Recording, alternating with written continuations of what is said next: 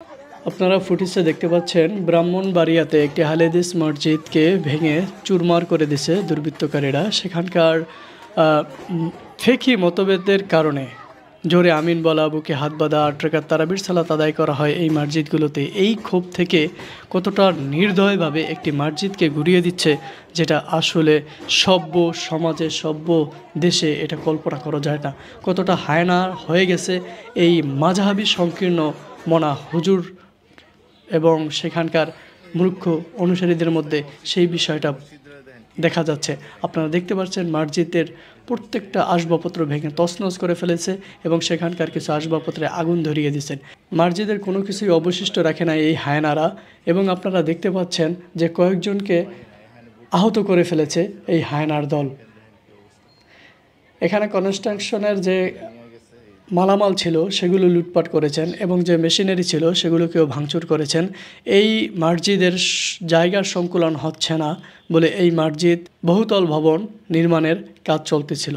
সেইখানকার উগ্রবাদী মাযহাবীপন্থী দাবি করে তারা এটাকে সহ্য করতে না পেরে এখানে বড় ভবন হবে, উঁচু ভবন হবে, অনেক মানুষ এখানে আসে, তারা সত্য দিনটা জানতে পারতেছে, সেই বিষয়টা না জানতে পারে সেটাকে প্রতিহত করার জন্য তারা আসলে মরিয়া হয়ে উঠেছে। তাদের বালুর বাঁধ ভেঙে যাচ্ছে, মানুষ যে তাদেরকে বর্জন করতেছে, রক্ষা পাওয়ার জন্য তারা এই ঘৃণ কর্মটাকে হাতে তুলে নিয়েছে।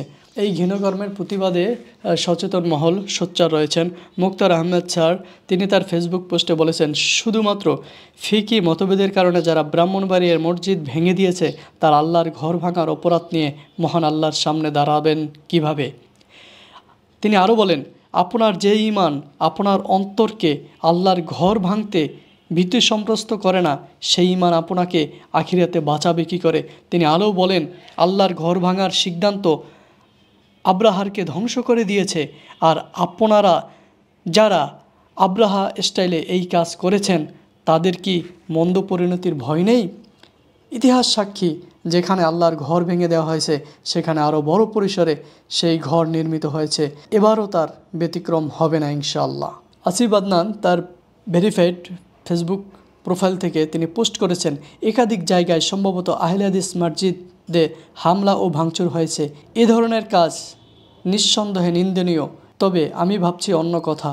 বাংলাদেশের অত্যন্ত প্রভাবশালী একজন বুদ্ধিজীবী এবং একজন ছাত্র উপদেষ্টা মাজারে হামলা নিয়ে বেশ সোচ্চার ছিলেন এবং আছেন।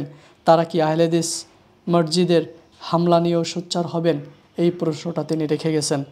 মুফতি মঈনুদ্দিন সরকার মাদানী তিনি ফেসবুক পোস্টে তীব্র নিন্দা জানিয়েছেন। তিনি বলেন, বিবারিয়ার মসজিদের হামলার তীব্র নিন্দা ও সন্ত্রাসীদের দৃষ্টান্তমূলক শাস্তি দাবি করি। পবিত্র মসজিদে হামলা ও মুসল্লিদের রক্তাক্ত করার ঘটনায় আমরা গভীরভাবে মর্মাহত। তিনি আরও বলেন, বিবারিয়ার আল বাইতুল মামুর সালাফি জামে মসজিদের সংগঠিত এই হামলার অংশ নেয়া সন্ত্রাসীরা ইসলামের সৌন্দর্য ও সহনশীলতার পরিপন্থী অপরাধ করেছে। তিনি আরও জানান, 100+ সন্ত্রাসীদের বিরুদ্ধে মামলা হচ্ছে, আরও অজ্ঞাতদের তালিকা করা হচ্ছে এবং আইনশৃঙ্খলা রক্ষাকারী বাহিনীর প্রতি আহ্বান জানানো হচ্ছে অতি দ্রুত তদন্ত শেষে সঠিক বিচার নিশ্চিত করা হোক।